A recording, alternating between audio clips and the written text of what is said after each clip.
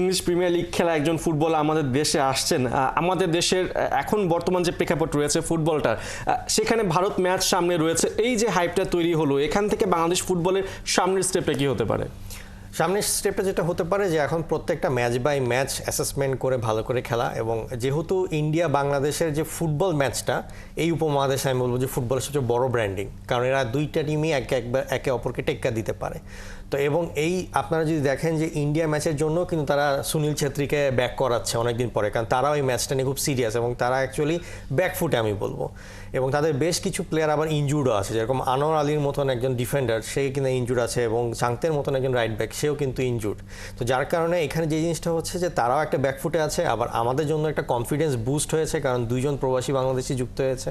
তো আমি বলবো যে একটা খুব ভালো একটা ম্যাচ আমরা দেখতে যাচ্ছি 25 তারিখে। এবং হামচাও নিশ্চয়ই খুবই বুস্ট আপ আছেন, তিনি লাস্ট ম্যাচটা জিতে আসলে বাংলাদেশের ফ্লাইট উঠেছেন। লাস্ট ম্যাচটা সম্পর্কে আমরা একটু জেনে আসি যে কেমন ছিল কালকে রাতের ম্যাচটা। ম্যানচেস্টার টু বাহুবল, সময়টা আর মাত্র কয়েক ঘন্টা। ডার্বিতে দলকে জিতে এবারে ঘরের ছেলে ফিরছে ঘরে। ইংলিশ চ্যাম্পিয়নশিপের ম্যাচ খেলে দেশের পথে বাংলার ক্রিকেটে, বাংলা ফুটবলের সবচেয়ে বড় সুপারস্টার হামজা দেওয়ান চৌধুরী। ইংলিশ চ্যাম্পিয়নশিপ লিগে শেফিল্ড ওয়েনেসডের বিপক্ষে মাঠে নেমেছিল শেফিল্ড ইউনাইটেড। 1-0 গোলে জিতে 80 পয়েন্ট নিয়ে লিডসের সঙ্গে যৌথভাবে পয়েন্ট টেবিলের শীর্ষে শেফিল্ড ইউনাইটেড। এরপরই বাংলাদেশের উদ্দেশ্যে রওনা দিয়েছেন হামজা। সবকিছু ঠিক থাকলে সকালে 11:30 নাগাদ সপরিবারে সিলেটে পা রাখবেন হামজা দেওয়ান চৌধুরী। আগামী 25 মার্চ এএফসি এশিয়ান কাপের বাছাই পর্বে ভারতের বিপক্ষে ম্যাচ দিয়ে বাংলাদেশ জাতীয় দলের জার্সিতে অভিষেক হতে যাচ্ছে হামজা চৌধুরীর। কথা বলছিলাম যে আমরা হামজা যে একটা গুড ভাইব নিয়ে এসে আসছে ম্যাচ জিতে, এখন ভারতের এগেনস্টে সুনীল ছেত্রীকে আমরা দেখতে পাচ্ছি, তাকে নিয়ে আসা হয়েছে। ইভেন আমরা যদি বাংলাদেশের যে বর্তমান স্কোয়াডের কথা বলি, এখানে ফাহমিদুল আছেন, হামজা আছেন, প্রবাসী যেসব বাংলাদেশিরা এই দলটার সাথে যুক্ত হলেন, ফাহমিদুল, হামজা, এদেরকে নিয়ে আসলে যে হাইপটা তৈরি হয়েছে ভারতের জন্য কতটা চাপ সৃষ্টি হলো আর কি?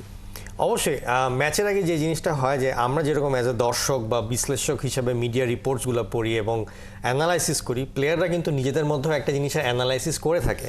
তো এখানে যে জিনিসটা যে তাদের অ্যানালাইসিসের মধ্যে তারা যখন দেখবে যে আসলে এখন আগের মতন নাই, আগে জিনিসটা ছিল একটা মেন্টালি একটা কনফিডেন্সও থাকতো ইন্ডিয়া যে আছে ঠিক আছে বাংলাদেশ হয়তো অত ওই লেভেলে কম্পিটিশন দিতে পারবে না, কিন্তু এইবারে আগে থেকেই ইন্ডিয়া কিন্তু মেন্টালি একটু ব্যাকফুটে। কারণ আমি যেটা বলছিলাম যে সুনীল ছেত্রীকে 40 বছর বয়সী একটা প্লেয়ারকে ব্যাক করানো, আপনার যদি একটা রিটায়ার্ড প্লেয়ার যেখানে 32 থেকে 35 হতো তাকে ব্যাক করলে আপনি একটা লজিক্যালি একটা স্ট্যান্ড করাতে পারতেন, কিন্তু 40 বছর বয়সী একটা প্লেয়ারকে আবার রিটায়ারমেন্ট থেকে ব্যাক করানো, এইটা আসলে বোঝায় যে তারা এই মুহূর্তে কতটুকু ব্যাকফুটে এবং কতটুকু আউট অফ ডেপথ, যার কারণে তারা এখন সুনীল ছেত্রীকে ব্যাক করাচ্ছে।